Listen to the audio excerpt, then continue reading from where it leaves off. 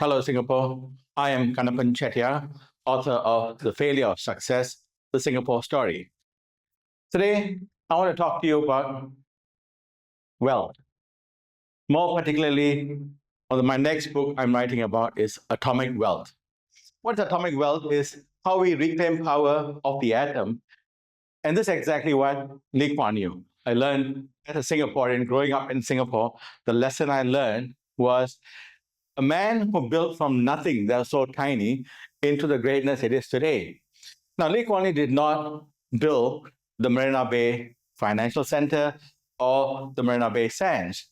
It's iconic because he only saw the Singapore River, the stinking Singapore River that nobody wanted to be there, and yet it was our central business district. He did not wait for things to happen. He made things happen in a quantum way, in the way I would call helping an entire country build his atomic wealth. The atom, or the power of the atom, has been misunderstood. It's a small little tiny thing called a desire, an intention. Lee Kuan Yew built a country with this intention that was very clear. He was very strict, but he cared. Once, when I sent him an email just wishing him for his birthday, he personally wrote the word thank you. I know that because it wasn't from anybody else. He listened. He would respond to everything the people wanted. He would want to know. Today, we are voting a government that has wealth. But yet, we are now increasing. We're increasing the GST. It matters to people. Now, if you're on the top, it's just a few percent. It doesn't matter. But if you're at the bottom, that is a significant thing that affects them. We don't feel the pain, as we don't feel that today, as opposed to my time, 30 years ago, you could afford a flat. We had the highest home ownership. Today, HDB is not listening. So instead of during my time, I could just pay a few $1,000s and move on and say my CPF will take care of it. Today, the process is difficult. My next book, therefore, is Brick by Brick, Unhousing the Truth About HDB Singapore. Now, many of our institutions are failing because they fail to listen.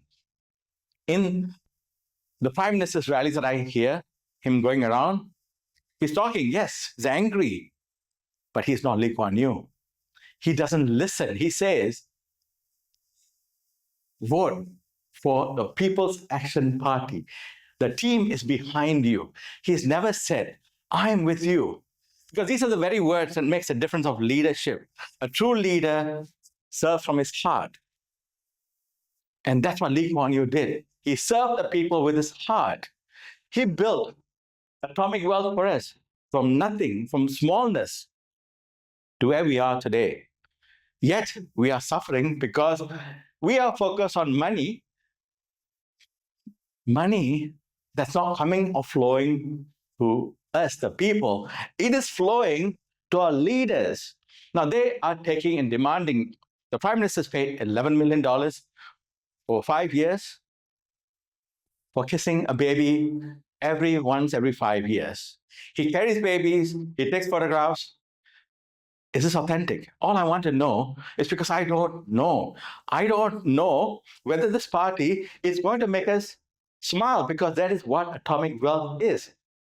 Are we going to be smiling 5 years down the road? Or are we going to be a nation that is going to be sunk in bureaucracy, in all the things that are not helping our youngsters? HDB cost is going to want more than $1 million. I already told this to the government more than 12 years ago. They're not listening. Everything, the price is rising. We economically are disadvantaged. I have given proposals to suggest that electricity price can come down by half. I have the evidence. I've written to them. I've written to them how they can save $1 billion, how they can bring in income of $150 billion. They have not responded. Now, Lee Kuan Yew would have invited me straight away to hear me out at least before dismissing me. Whether I'm speaking the truth is what will resonate in your heart when you go for the elections and vote with your heart. And I hope that's what we're going to do.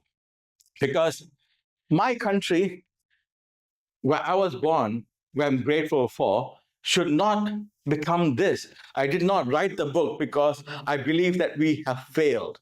I believe we have time to make a difference, symbolically to the whole world, to rise. And that's why I wrote my next book, which is also out on Amazon. And I wrote Rise Against Singapore because I wrote it out of my heart so that to show we can and we want to show we can rise and become better. Thank you. I am Kannappan Chettiar.